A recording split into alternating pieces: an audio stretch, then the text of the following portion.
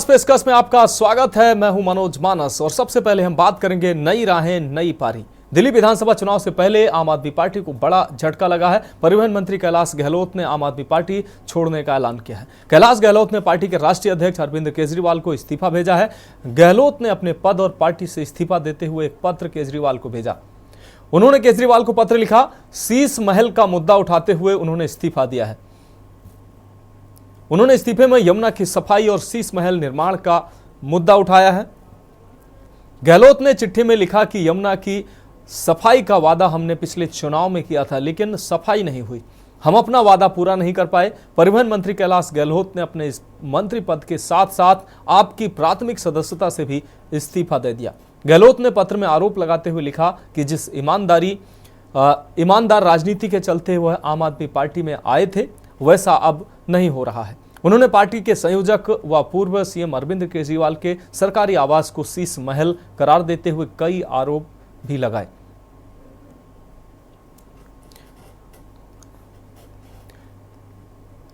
जी ने अभी इस्तीफा दिया, हमें मालूम हुआ, और उन्होंने स्पष्ट तौर से कुछ आरोप लगाए हैं, जिसमें खास तौर पे यमुना की जो गंदगी को उन्होंने इशारा किया है। उसके साथ साथ जो शीश महल की बात आई है, जिसमें भ्रष्टाचार साफ साफ नजर आ रहा था, उसकी ओर उन्होंने इंगित किया है। एक बात तो तय है कि आम आदमी पार्टी के जितने भी मंत्री हैं, या तो वो जेल जा रहे हैं या ईडी के डर से पार्टी छोड़कर बाहर निकल रहे हैं। मैं ये मानता हूं कि आज कहीं ना कहीं आम आदमी पार्टी भ्रष्टाचार में पूरी तरीके से आकंठ डूब चुकी है और लोगों का विश्वास क्योंकि इस आम पार्टी से उठ चुका है, लिहाजा इनके विधायक, इनके मंत्री अब पार्टी छोड़कर भाग रहे हैं। कहीं ना कहीं एक डूबता हुआ जहाज आम आदमी पार्टी आज नजर आता है और उसी के चलते लोग उस पार्टी को छोड़कर निकलकर बाहर आ रहे हैं। केजरीवाल और आम आदमी पार्टी के लोग लगातार देख करके दिल्ली की जनता को मूर्ख बना रहे थे। आज उस ईमानदारी और नैतिकता का सच सामने आ गया जब उन्हीं की पार्टी के मंत्री कैलाश गहलोत ने इस्तीफा देते हुए अपने पत्र में सारी सच्चाई को बयान कर दिया है। अब ये स्पष्ट है कि ईमानदारी और नैतिकता केवल अरविंद केजरीवाल का और आम आदमी पार्टी का एक ढोंग था। देखिए, ऐसा है कि जैसे से चुनाव आएगा और इस तरह का दबाव सभी जो खासकर जो आम पार्टी के जो नेता हैं, लोग हैं, सदस्य हैं, उन पर पड़ेगा। क्योंकि हर राज्य में ये कोशिश भारतीय जनता पार्टी करती है कि चुनाव के पहले दूसरे दलों के लोगों को अपनी तरफ लाने का प्रयास करती है और उनका ये तरीका कोई नया नहीं है, काफी पुराना हो चुका है। कई जगह उन्होंने पहले भी सरकारें बदली हैं इसी चोर दरवाजे से, खरीद और बिक्री से, जो तरीका है भारतीय जनता पार्टी। तो अभी वो यही काम करेंगे, वो ये दिखाना कोशिश करते हैं दिखाने की कि हमारी तरफ लोग आ रहे हैं, आकर्षित है। कैलाश गहलोत ने भी आज आम आदमी पार्टी को अलविदा कह दिया।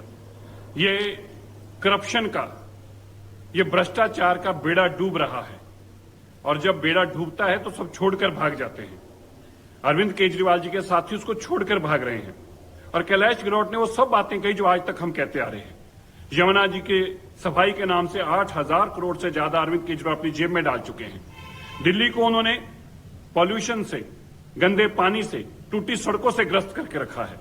और रेजिग्नेशन आम आदमी पार्टी की प्राइमरी मेंबरशिप से और ये कहना कि शीश महल के कारण आम आदमी पार्टी को जमीन पर नुकसान हो रहा है और आम आदमी पार्टी अपने मूल्यों से दूर जा चुकी है और इसी के कारण उनको रिजाइन करना पड़ रहा है, ये स्पष्ट करता है कि आम आदमी पार्टी के अंदर हर व्यक्ति मानता है कि अरविंद केजरीवाल जी भ्रष्टाचारी हैं और जमीन पर जब आम आदमी पार्टी के लोग जा रहे हैं वो मान रहे हैं कि दिल्ली की जनता अरविंद केजरीवाल को शीश महल वाला नेता समझती है और भ्रष्टाचारी समझती है।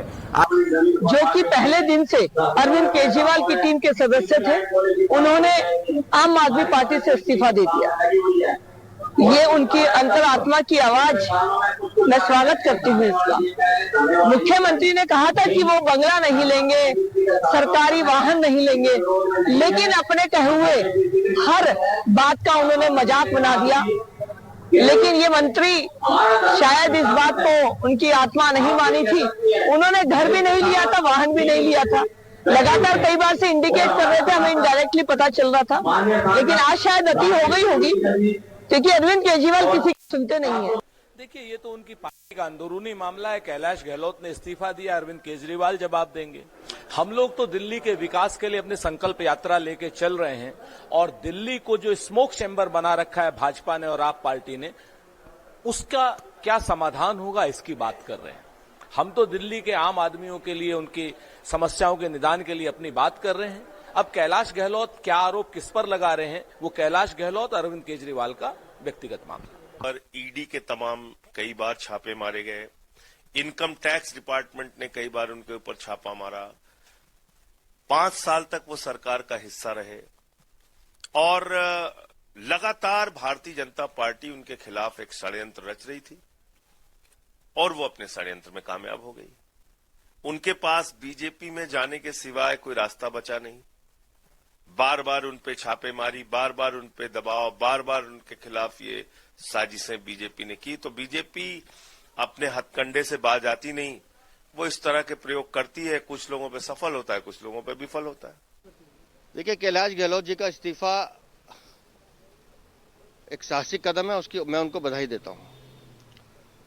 कारण सीधा स्पष्ट है कि जिन मुद्दों को लेकर भारतीय जनता पार्टी लगातार दिल्ली की जनता की आवाज बनकर लड़ रही थी, उन्हीं मुद्दों पर कैलाश गहलोत ने इस्तीफा दिया है। तो इस बात की पुष्टि है कि अरविंद केजरीवाल की पार्टी के अंदर भी ये लोग मानते हैं कि अरविंद केजरीवाल ने शीश महल के नाम पर ठगा है, छला है, लूट मचाई है, भ्रष्टाचार किया है। अपनी अय्याशी का सामान जुटाने के लिए अरविंद केजरीवाल ने दिल्ली की जनता के टैक्स के पैसे का दुरुपयोग किया है, जिसका जिक्र कैलाश गहलोत कर रहे हैं।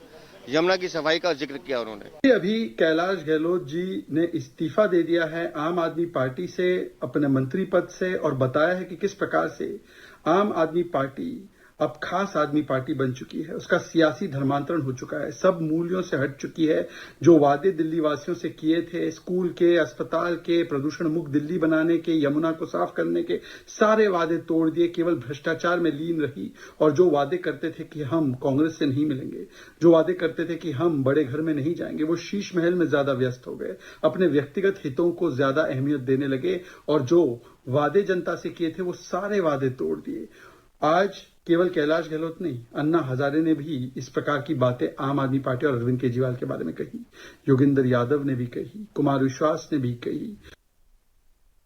और अब हम बात करेंगे सुरक्षा पर सवाल। रैली में बवाल। दरअसल महाराष्ट्र के अमरावती में नवनीत राणा की रैली में जबरदस्त हंगामा देखने को मिला है। लोग एक दूसरे पर कुर्सी फेंकते नजर आए। ये घटना उस समय हुई जब नवनीत राणा अपने विधायक पति युवा स्वाभिमान पार्टी के उम्मीदवार रमेश बुंदेले के समर्थन में प्रचार कर रही थी। बताया जा रहा है कि अमरावती के खल्लार गांव में आयोजित इस रैली में नवनीत राणा पर हमला करने की कोशिश भी की गई। नवनीत राणा ने आरोप लगाया है कि भीड़ ने हम तुम्हें मार डालेंगे और दफना देंगे जैसे नारे भी लगाए।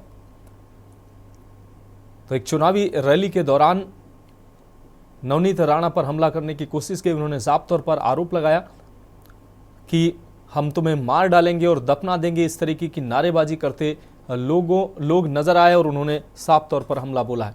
अपने पति के समर्थन में चुनावी सभा को संबोधित करने पहुंची थी नवनीत राणा। इसी दौरान ये बवाल सामने आया है।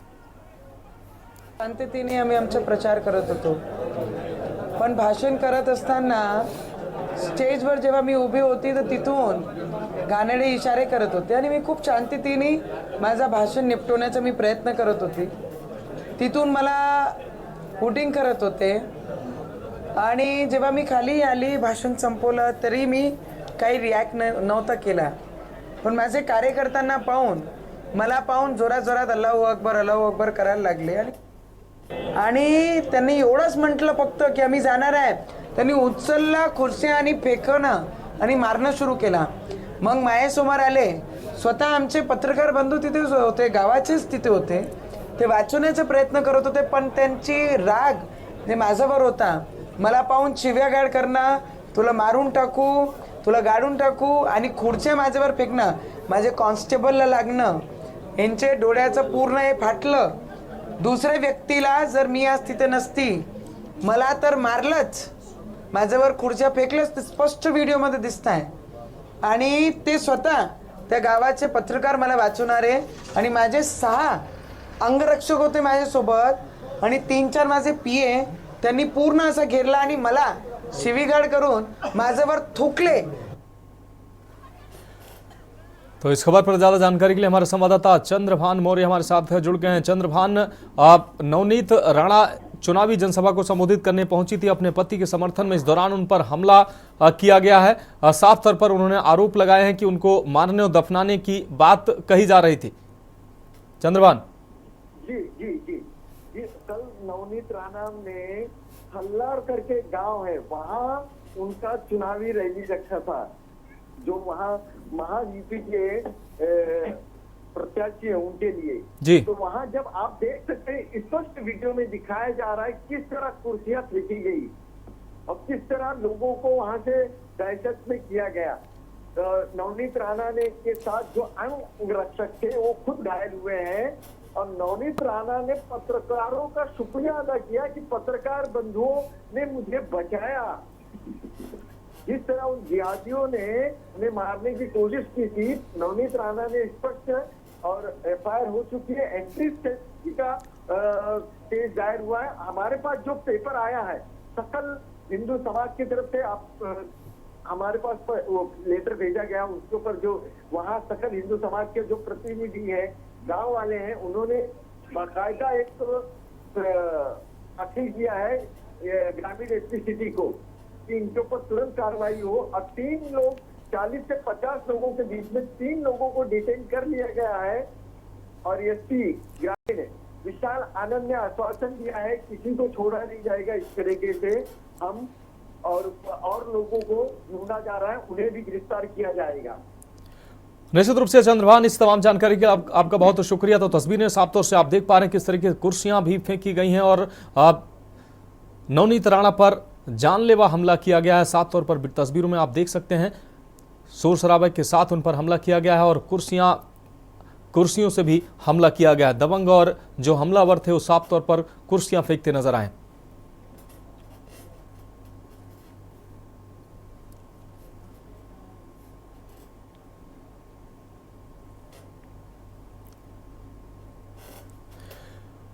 और अब हम बात करेंगे न प्यार मिला न मान गई जान।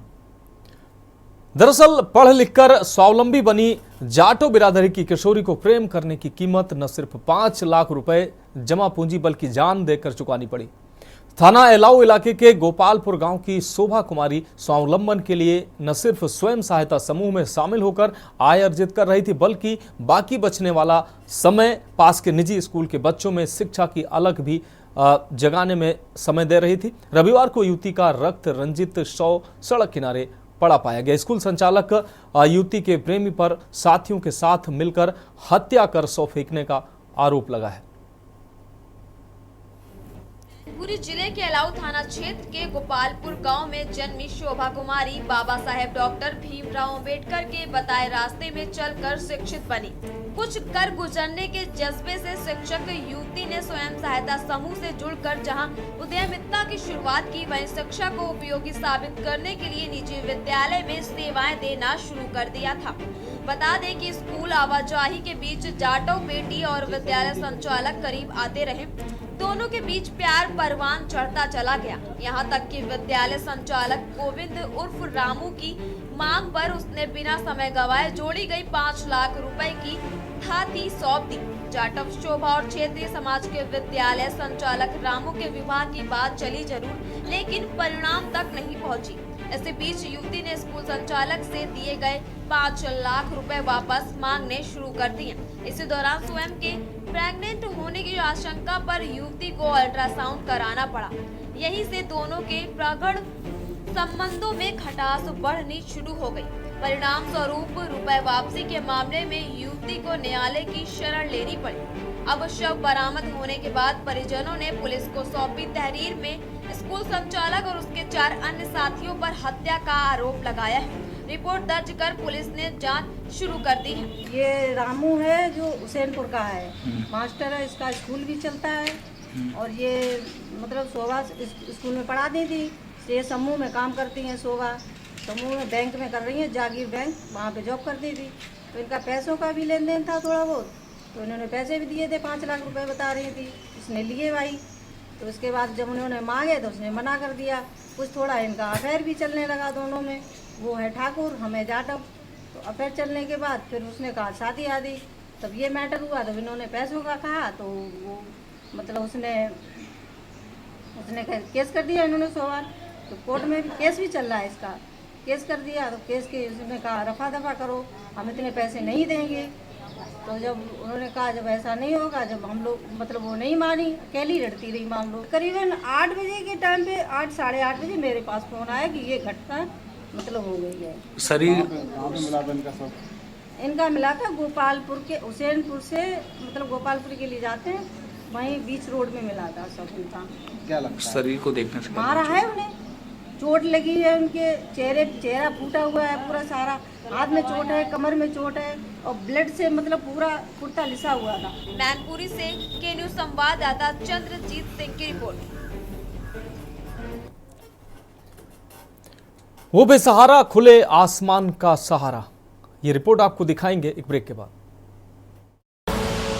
आप देख रहे हैं के न्यूज, खबरों का सारथी।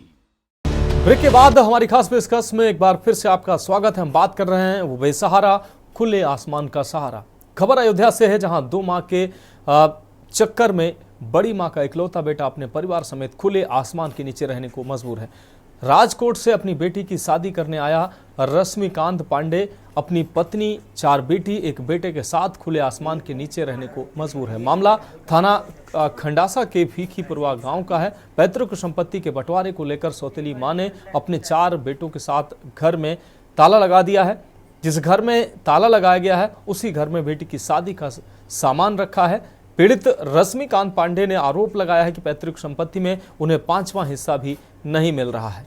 उसकी बेटी की शादी 24 नवंबर को हो रही है। ऐसे में रश्मिकांत पांडे शादी की तैयारी को लेकर परेशान है। इस मामले में पुलिस ने पंचायत भी कराई, लेकिन हल कुछ नहीं निकला है। पुलिस भी असहाय दिखाई पड़ रही है। राजस्व का हवाला देकर पुलिस किनारा कर चुकी है। गुजरात के राजकोट में रश्मिकांत पांडे का परिवार रहता है और बेटी की शादी करने के लिए पैतृक आवास अयोध्या आया हुआ है। दरअसल पिता ने 2 शादी की थी। पहली पत्नी से 1 बेटा पैदा हुआ। पहली पत्नी के मरने के बाद पिता ने दूसरी शादी कर ली और उससे 4 बच्चे जन्म उनके हुए। अब पहली पत्नी के बेटे रश्मिकांत पांडे को पैतृक संपत्ति में 5वां हिस्सा नहीं दे रहे हैं, जिसको लेकर रश्मिकांत पांडे तहसील से लेकर थाने का चक्कर काट रहे हैं, लेकिन अभी तक उनको कोई इंसाफ नहीं मिला है और इन सर्दियों की रात वो खुले आसमान के नीचे काटने को मजबूर हैं। परसों यहाँ से आए हैं और थाना खंडासा में शिकायत करने गए, कोई सुनवाई नहीं हुई और भाई के हिस्से में हमारा हिस्सा है वो दे नहीं रहे हैं। वो सब कब्जा करके ताला मार के बैठे हुए हैं। ना हमको शादी करने दे रहे हैं, ना हमारा हिस्सा शादी आपका सब पैतृक संपत्ति का मामला है। तो ताला कौन बंद किया इसमें? ताला बंद किया है हमारे भाइयों ने। जो क्या नाम है उनका जो बंद किए हैं? वो शशिकांत, रविकांत, उमाकांत और रविकांत, उनकी माता जी और मैं सेकंड मदर हूँ। सेकंड मदर का मसला है यहाँ। प्रवेश पांडे इस खबर पर ज्यादा जानकारी के लिए हमारे संवाददाता हमारे साथ जुड़ गए हैं। प्रवेश, सौतेले बेटे का ये मामला सामने आया है जो खुले आसमान के नीचे रहने को मजबूर है। पैतृक संपत्ति में उसको हिस्सा भी नहीं मिला है और वो खुले आसमान के नीचे रहने को मजबूर है। अपनी बेटी की शादी करने के लिए गुजरात से अयोध्या पहुंचा, लेकिन यहां उसको अपने ही ठुकरा रहे हैं। प्रवेश, देखिए बिल्कुल आपको बता दें कि जिस तरीके से ये मामला सामने आया उसके बाद लगातार सूर पकड़ता चला गया है। वहीं दूसरी तरफ इस मामले पर पुलिस असहाय दिख रही है, क्योंकि जो रश्मिकांत पांडे है वो गुजरात के राजकोट में रहते थे। उनकी 4 बेटियां हैं, 1 लड़का है उनको। और जब बेटी की शादी तय किए 24 तारीख को बारात आई है घर पे। उसके पहले जब वो घर आए तो वहाँ पे घर पे जो है जो रश्मिकांत पांडे के जो पिता थे वो 2 बीवियां रखे थे। पहली बीवी से रश्मिकांत पांडे थे, दूसरी बीवी से जो है 4 बच्चे हुए हैं। लेकिन जब अपनी बच्ची की शादी करने के लिए गुजरात के राजकोट से घर आए तो वहाँ पे जो इनके विपक्षी हैं रविकांत पांडे, वह अन्य नाम जो देख के बता रहे हैं, वीडियो में साफ देखा भी गया है, उन पे आरोप लगा रहे हैं कि उन्होंने ताला लगा दिया है। वहीं दूसरी तरफ जो वीडियो वायरल हुआ, वीडियो में साफ देखा जा रहा है कि रश्मिकांत पांडे अपने बच्चों के साथ, अपनी पत्नी के साथ खुले आसमान के नीचे रहने को मजबूर है। ये एक जो है बड़ा मामला जो है टूल पकड़ता जा रहा है। लेकिन सबसे बड़ी बात ये है कि एक तरीके से अगर देखा जाए तो कहीं ना कहीं अगर मानवता की बात की जाए तो पहले बच्ची को शादी करने देना चाहिए था, क्योंकि घर पे बारात आनी है। दूसरी तरफ जो बंटवारे का मामला सामने आ रहा है, ये जो है शादी के बाद भी निपटा सकते थे, लेकिन ये मामला लगातार टूल पकड़ता जा रहा है। हालांकि अभी जो है जो पीड़ित परिवार है उसके घर पे अभी भी ताला लटका हुआ है। जी निश्चित रूप से प्रवेश पांडे से तमाम जानकारी के लिए आपका बहुत शुक्रिया। तो मानवता के आधार पर परिवारजनों को इस तरीके का अमानवीय कृत्य नहीं करना चाहिए, क्योंकि बेटी का विवाह कर लेने के बाद भी संपत्ति का बंटवारा हो सकता है, लेकिन अमानवीय कृत्य सामने आ रहा है। और अब हम बात करेंगे बाला साहब को श्रद्धांजलि।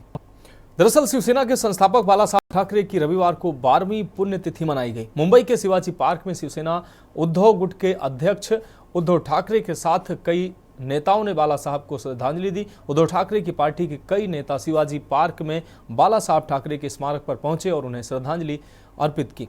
वहीं स्मृति दिवस के मौके पर शिवसेना के दोनों खेमों की तरफ से पोस्टर वार सामने आया। मुख्यमंत्री एकनाथ शिंदे की अगुवाई वाली शिवसेना की तरफ से प्रकाशित किए गए विज्ञापन में उद्धव ठाकरे के खेमे वाली शिवसेना पर यूबीटी पर तीखा हमला बोला गया है।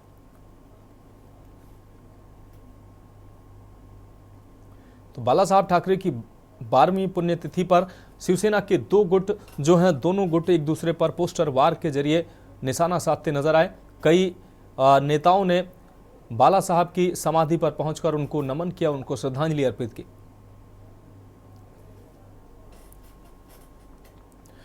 और अब हम बात करेंगे राजधानी की बात, नहीं सुधरे हालात। राजधानी दिल्ली रविवार की सुबह स्मॉग की मोटी चादर से लिपटी नजर आई।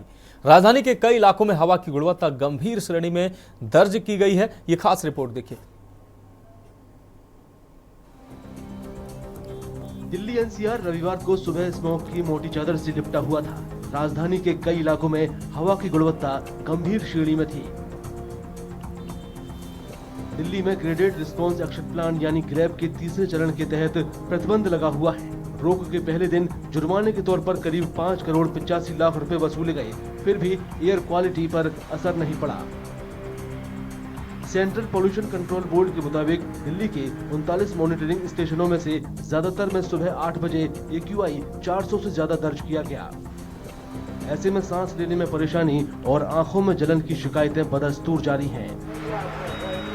सांस लेने में काफी दिक्कत होती है, आंखें थोड़ी जलती हैं। मतलब अब पोल्यूशन तो आप देखो 450 के पार चला गया है, तो अभी हर किसी को प्रॉब्लम हो रही है। और खासकर जिनकी उम्र मतलब 60 साल से ज्यादा है तो उनको तो बहुत ज्यादा हो रही है। हम जैसे यंगस्टर्स को भी अभी दिक्कत हो रही है, तो उनको तो बहुत ज्यादा हो रही होगी। सर पॉल्यूशन में अभी हमें आंखों में इचीनेस होती है, ब्रेथ लेने में प्रॉब्लम हो रही है, काफी ज्यादा सफोकेशन टाइप सा होता है। एक रात को जब ऑफिस से आते हैं, मेट्रो से उतरते हैं, तो एक अजीब सी स्मेल कि कुछ जल रहा है टाइप सा, तो ये जो है प्रॉब्लम काफी क्रिएट कर रहा है हमारे लिए। सेंट्रल पोल्यूशन कंट्रोल बोर्ड के मुताबिक गंभीर श्रेणी की एयर क्वालिटी सेहतमंद लोगों के लिए भी खतरनाक है। इसी वजह से मौजूदा एयर क्वालिटी हर किसी के लिए गंभीर है। ग्रैब के तीसरे चरण के प्रतिबंध शुक्रवार को लागू हुए थे। इसके साथ ही अधिकारियों ने यातायात पुलिस, परिवहन विभाग और दूसरी टीमों के साथ मिलकर नियमों को तोड़ने वालों के खिलाफ कार्रवाई तेज कर दी। नियम तोड़ने वालों पर भारी जुर्माना लगाया गया। प्रतिबंध के इस दौर में कंस्ट्रक्शन और डेमोलिशन पर पूरी तरह रोक है। खनन गतिविधियां बंद कर दी गई हैं और मुख्य सड़कों पर रोजाना पानी छिड़का जा रहा है। 5वीं क्लास तक के छात्रों को ऑनलाइन मोड पर पढ़ाई के आदेश जारी किए गए हैं। ग्रैब ने दिल्ली एनसीआर के लिए एयर क्वालिटी को 4 हिस्सों में बांटा है। इसके मुताबिक 0 और 50 के बीच AQI को अच्छा, 51 और 100 के बीच संतोषजनक, 101 और 200 के बीच मध्यम, 201 और 300 के बीच खराब, 301 और 400 के बीच बहुत खराब और 401 से 450 के बीच गंभीर माना जाता है।